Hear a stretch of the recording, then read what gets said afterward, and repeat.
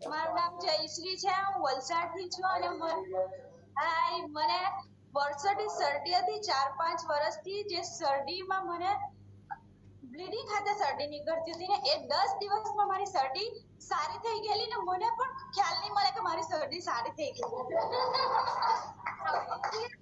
ને મારે ઠંડીની સીઝન આખું વર્ષ તો રહેતી જ હતી પણ ઠંડીની સીઝન આવે ને ત્યારે મેં 10 થી 12 હજારનો ખર્ચો થતા શરદી માટે મારે તે ગાયબ થઈ ગયું છે